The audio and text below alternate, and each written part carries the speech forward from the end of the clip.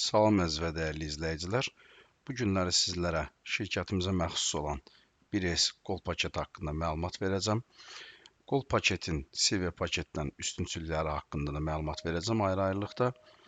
Daxil oluruq əməliyyatlar, mallar. Buradan gördüyünüz kimi ağ ekranda mausun sağ düyməsini vurub yeni qrup yaradırıq.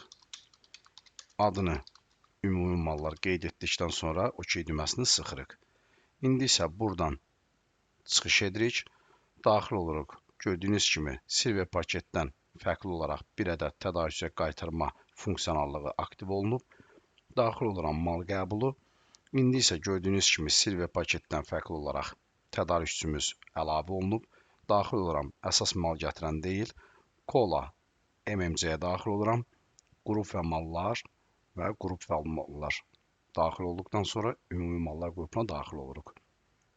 İndi isə aşağıda mausumuzun sağ düyməsini vurub yeni mal yaradırıq. Kola 500 milli, alışı 50 qəpik, satışı 1 manat.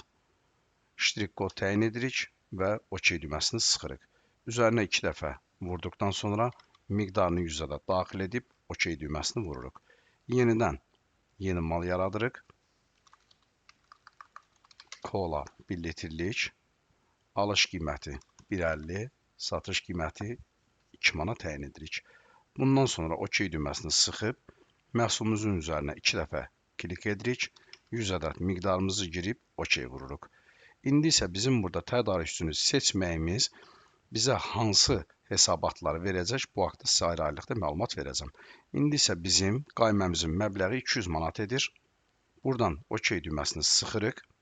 Daxil oluruq hesabatlar, tədarükçü hesabatı, tərtib et. Gördüyünüz kimi artıq Silver paketdən fərqli olaraq bizə mal gətirəndən aramızda olan borclar burada əks olunur. İndi isə mən gəlib buradan daxil oluram kassa əməliyyatları, kassadan məxaric, yəni mənim hansı kassamdan müdir kassası və yaxud digər fərqli bir kassa, mən buradan alıcılar yox, mal gətirənləri seçirəm. Kola MMC-yə bizim borc 200 manatdır. Buradan deyirəm ki, 100 manat mən Kola MMC-yə ödəniş etdim. OK düyməsini sıxıram. Hesabatlar, tədarükçü hesabatı, tərtib et. Və gördüyünüz kimi Kola MMC-dən bizə 200 manatlıq mal daxil olub və 100 manatı məxaric olub, yəni mən ona ödəniş etmişəm. Aramızda isə 100 manat ödəniş, yəni bizim borcumuz 100 manatdır. İndi isə yenə də malların ambardakı qalığı və malların hərəkəti burada öz əksini tapır. Mən buranı aşağı salıram. Keçid alıram kassaya. Bir deyib giriş deyirəm. Mal axtar yerindən daxil olub. Bunun üzərinə 2 dəfə vurub 10 ədəd kola 1 litrlik, 10 ədəd kola 500 mililitrlik məhsulumuzu ekranımıza gətirirəm. Buradan isə satış düyməsini vururam.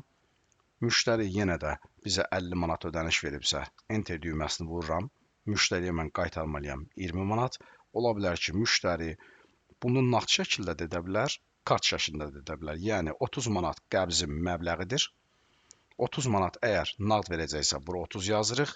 Xeyr, 15 nağd, 15 kart deyəcəksə, bu şəkildə biz əl ilə rəqəmləri daxil edirik. Təsdiq edib, çek çap edilsin ekranımıza gəldiyi halda bu bizim öz seçimimizdir. Çek çap edə bilərik və yaxud da etməyə bilərik. Xeyr düyməsini vururam və satışımızı sonlandırıb operator hissəsinə daxil oluram. Buradan isə satış hesabatına OK vurduqda gördüyünüz kimi kassa 1 nağdda 15 manat, kassa 1 terminalda 15 manatımız var və hərəsindən 10 ədəd satış etmişik. Gördüyünüz kimi burada bizim dövriyyəmiz, mənfəətimiz, bütün hər bir şey öz əksini tapmışdır. Və malların hərəkətindən də daxil olsaq, buradan göstərir ki, 100 ədəd alış olunub, hərəsindən 10 ədəd satılıb, hərəsindən 90 ədəd isə qalığımız var.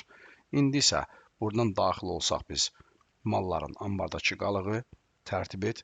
Gördüyünüz kimi burada da 90 ədəd məhsulumuz var və alış qiymətinə görə 50 qəpikdən bu qədərlik məhsulumuz var. Məbləğə görə, satış qiymətinə görə isə bu qədərlik məhsulumuz var. Yəni, Gold paketində olan funksiyonallıqlar yalnız bunlardır. Tədarükçü hesabatı da yenə də dediyim kimi Kola MMC ilə bizə gələn məhsullar və bizim etdiyimiz ödənişlər və aramızda olan borcu əks etdirən bir hesabatdır.